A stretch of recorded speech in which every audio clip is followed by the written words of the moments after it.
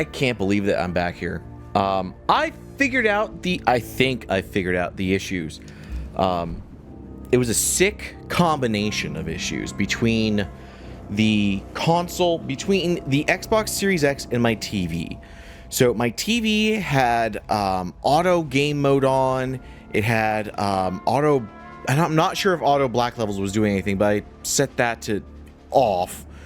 And for some reason, even though game mode was on, it was still being like, we can try and upscale your image and try and interpret your frames. Like, good Lord, don't. Smart TVs need to be dumb sometimes. Most of the time, they need to be dumb. But also, it was a series of combinations of settings on my Xbox Series X where it's trying to push 50 hertz frame rates. It's trying to push 24 hertz frame rate. It's trying to auto upscale to 4K. It's trying to FPS boost. It's trying to auto HDR. I've turned nearly everything off. The only thing that I have left on the Xbox is FPS boost. I've taken it away. I've told it never allow any of those weird resolution or never try and upscale. Do not try and support 50 hertz or 24 hertz. And please do not ever try and push HDR unless I tell you to. I don't need auto HDR. If a game has HDR, let the game handle it. I don't want the system console handling it. I'm not sure which option I did. I just kind of did a swath of options, and I was able to play a cutscene, see it on my TV, as well as play for like 20 minutes without any of that weird black screen stuff. I did not mean to hit continue. But I can see this. I can see this on my TV. I can see it running on my TV. Oh wait, this is right. This is right. But this is wrong. This is wrong. Yeah, that's wrong. With all of that said,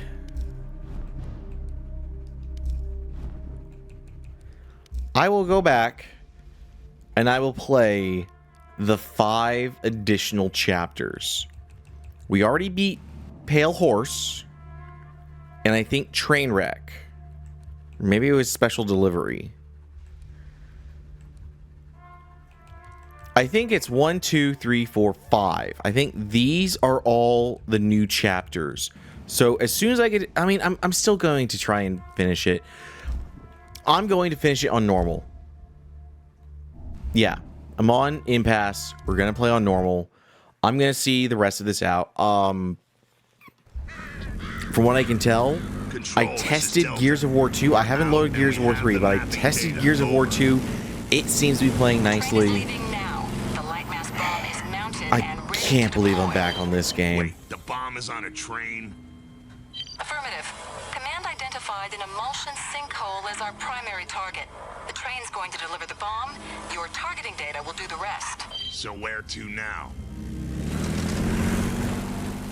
You'll rendezvous with the train at Timgad Station. Copy that. Delta out. Look out! Hang on!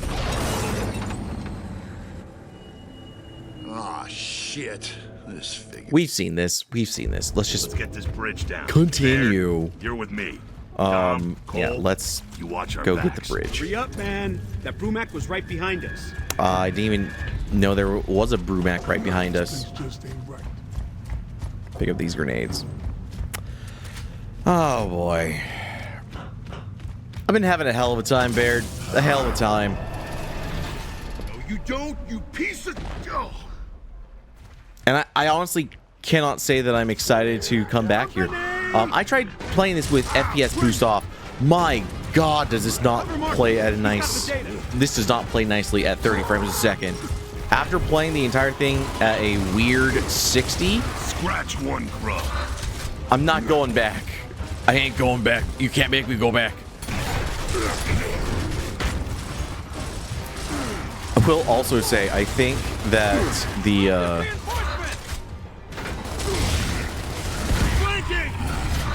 I think the 360 version does have better AI because in the short, like 15, 20 minutes, I wasn't playing for very long, but in the 15, 20 minutes that I played to test it out,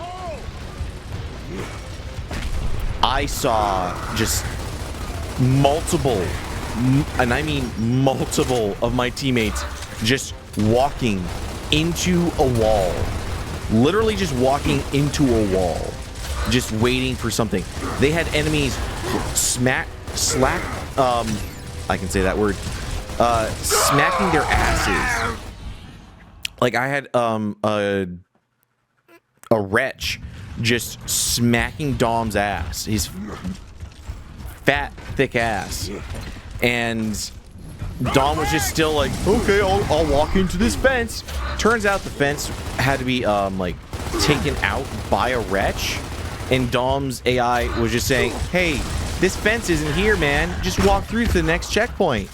The problem was, the fence was there.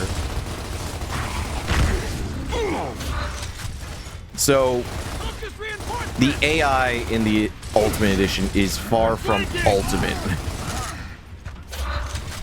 But I did try out Gears of War 2 Horde mode for like 2 or 3 rounds, and damn, is Horde mode. That brought back nostalgia. Oh, yeah. Lock and load. Next. I'm out of ammo. Shit. Let's go pick up a hammer burst. Good to go. Nice.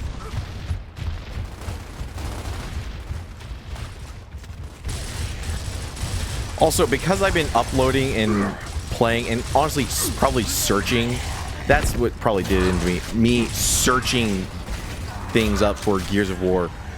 My personal YouTube feed is now completely inundated with people doing Gears of War content. I didn't know that there were modifiers, and I barely remember them being a thing in 3. But I had never seen them in 4 or 5, and I've never played 5, and I barely played any 4, and I never completed 3. But some of the modifiers that I was seeing this guy doing a challenge run of 5 looked kind of brutal and insane. Be ready to move as soon as the power comes back online. Whatever, boss man. So, I mean, it looks interesting. Looks interesting to say the least. Hold on.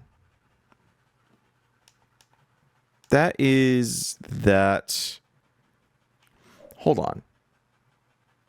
I'm gonna do something real quick. Settings. Where can I do it? Controllers and headsets. I want to configure. What do I have these configured as? Left and right. I don't want that. So I want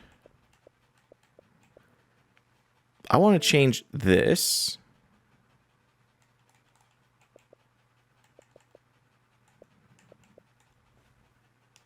Come on.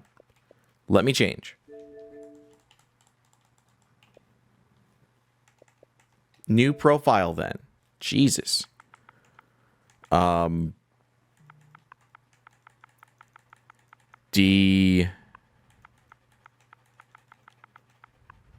Shit.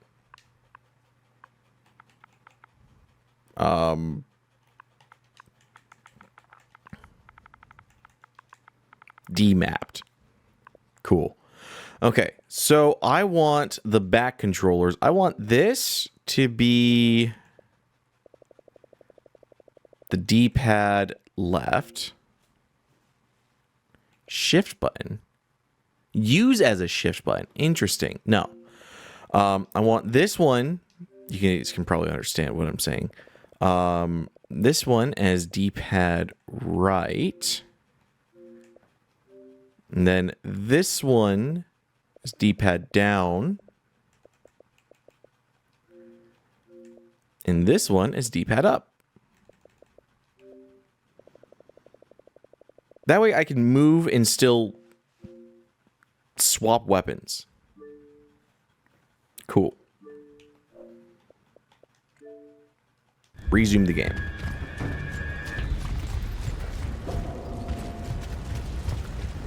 That's not right. That's not right at all.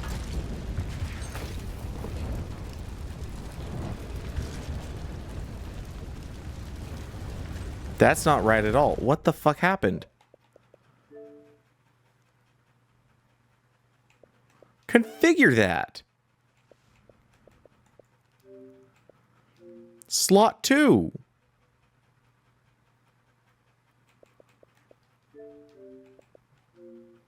Is that what you... Jesus.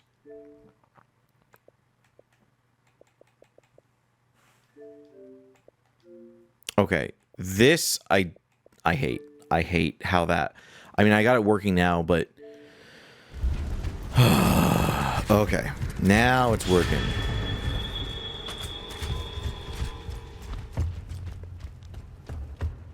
And you know what? I don't like the TV, what it's doing. Hold on.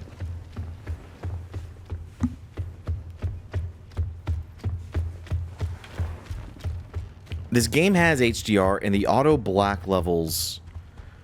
Did they switch back on? Accessibility.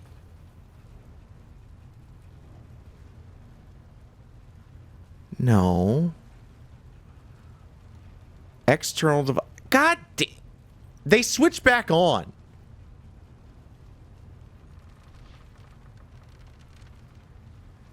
I don't need you to optimize HDMI picture. Please, TV, just display the thing that I put into you. Good lord, now I can actually see. You sounded just like your old man back there. Yeah, well, screw my old man. He thought he could prevent this war, and look what happened. Yeah, well, now his mapping data's gonna help end it. Somehow, I don't think he'd appreciate the irony.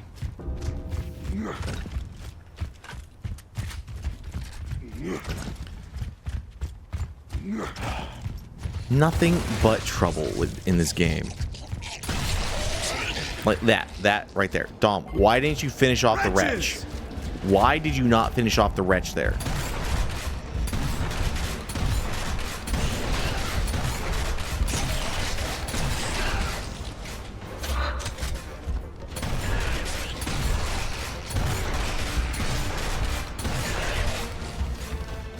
Lock and load.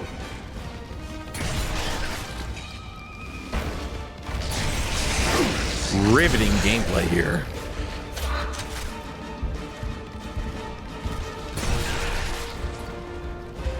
Yeah, Dom got stuck. It was right here. Dom got stuck just doing this, like, ooh, oh, oh, oh. As a wretch, literally like that, came up behind him and started just be like, oh, I can get this guy. I can get this guy. But the wretch would never do it enough to down Dom. And then there was a wretch that came on the other side that was supposed to knock this down. I saw that wretch and was like, oh, I can shoot the wretch. No, for some reason, chain link fence stops a shotgun. Lock and load.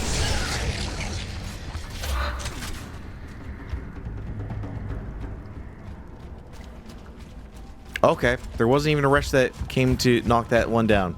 Okay, I think I see why the Xbox 360 version of this game decided to skip these chapters. I'm honestly thinking there isn't much to be gained from these chapters being played. I really don't think so. Is that what people what fucking place is this? Is this a board house?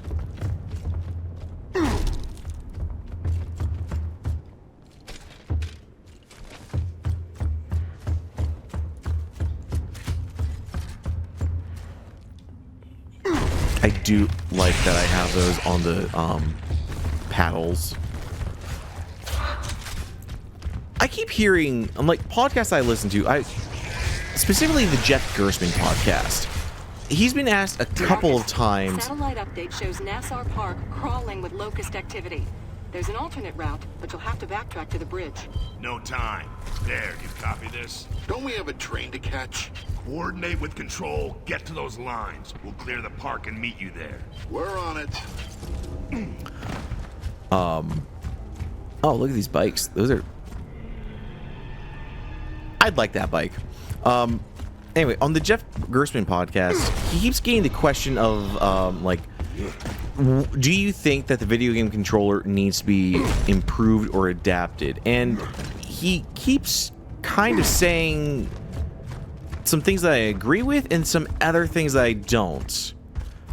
One of the things that I agree with him is that they need 6 face buttons.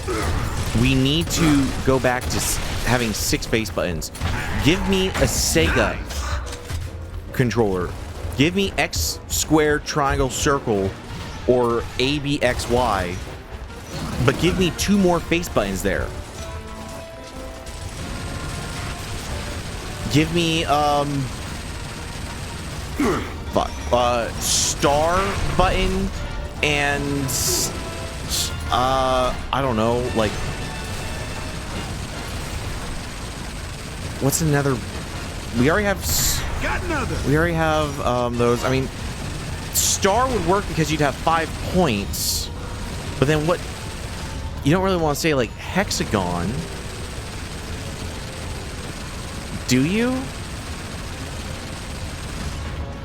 Maybe you just call it a hexagon, but I think a 6 face button controller would work well. And the thing that I don't agree with Jeff Gerstmann is that controllers shouldn't have paddles on the back to begin with. I think they should. I honestly like having paddles. I had a an adapter that turned like Scratch dual grub. not DualSense, DualShock 4s. I got the one thing that clips onto the back of it, and it gives you 2 rear quasi paddle buttons, but they're more like buttons. But it gives you 2 buttons on the back of the controller. With the introduction of things like the Steam Deck, I think that having back buttons is really important, and I think you could do that. I don't think it needs to be as insane as like the Series Elite controllers, where you have the option of 4. But I think so. like the Just up PlayStation ahead, Edge, across the park by that old theater. Move I out actually and get really, Jack I haven't start the held a repair. PlayStation Edge. I really want to get one, but it's just, you know, $200 is a lot of money to spend on a controller, even though I've already bought a Elite 2. Eventually I want to get a DualSense Edge. But the thing that I think is really cool about the Edge is that you have the option of turning it into either a traditional paddle, like we have with the Series Elite controllers, or the Elite controller, rather, not Series Elite controller, but with the Elite controllers, or you can have it be more of those weird button nubs, which I think they look cool, and I think that they would probably perform well, because one thing that I listened to on another podcast that complains about those kind of controllers with back buttons is that they're always pressing them. It's Wooly Madden on the Castle Super Beast podcast. He always, when they come to the topic of controllers with back paddles, he's always complaining that he's accidentally triggering them because he has a death grip on the controllers. And I think that with the Edge, if he had one of those, I'd be interested to see. I'm not saying it would work like this, but I'm interested to see if he had the Edge, if he chose to use the nubs instead of the paddles, if that would still be the case where he's accidentally pressing them with how tight he holds a controller. So what I'm saying is, I think modern controllers need to be modernized to add 4 additional buttons. 2 on the back and 2 more face buttons on the front or on the face. I think 4 trigger buttons are fine. 2 triggers, 2 bumpers. I think that's fine. You don't need to do anything there. But I guess the question is, do you want it to be intentionally asymmetrical with 6 face buttons on the right side and then only a D-pad of 4 buttons on the left? Got one. Or do you go 12 face buttons to keep it symmetrical? And I think it would be better to have it be 6 face buttons, a D-pad, 2 sticks. You can make them offset or not offset. And two back buttons. 2 paddles, or not paddles, but I like the look of the little nubs that are on the PlayStation Edge, because it looks like a good place to like rest your like specifically your middle fingers, I think. And that way it's not as complicated. But I also think that Jeff Delta, brought up a really good point of, to someone like me and him and a lot of people that are like watching the Council Super Beast podcast, the Jeff Gerstmann show, a lot of people that are doing that, they're already incredibly engrossed in this culture and know you hand them a controller, be it from a Switch Joy-Cons, hell, even a Wiimote, to a Wii U gamepad, to a traditional NES controller, or a DualSense, or just an Xbox controller. It is something that is very familiar to you. You hand that, and it's what we think of as fairly simple as well. You hand that to someone that doesn't play video games, and all of a sudden it's, wait, I have to learn and memorize what 2 analog sticks do, a D-pad, and 8 buttons, with 4 of which, half of which I have to use with my with my fingers on the back, as well as I have buttons that the sticks act as buttons.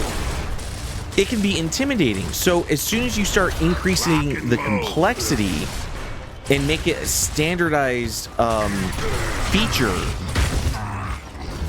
of having back buttons, of increasing to 6 face buttons, I think I do kind of agree with him how it would be a lot more complicated to introduce to a new person.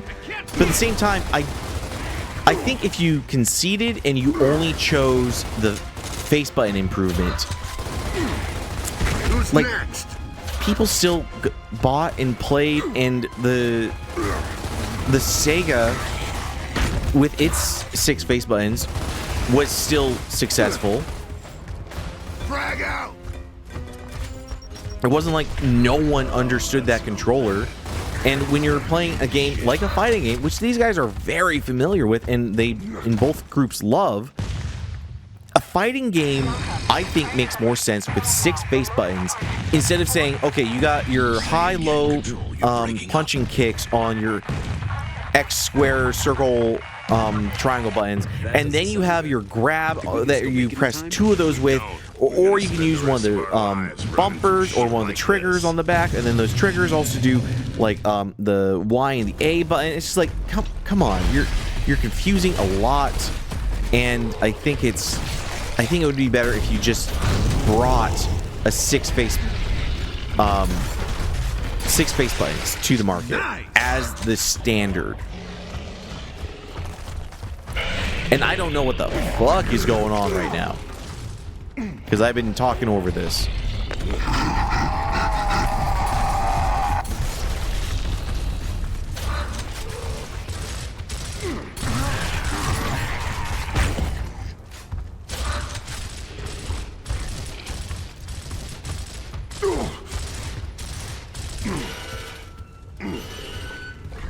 We got a Brumac above us. We got those guys, and it's just cutscene after cutscene. And I'm scared every single time because when the cutscenes start, it cuts to black, but then I still have the full cutscene. So I think that's just the game.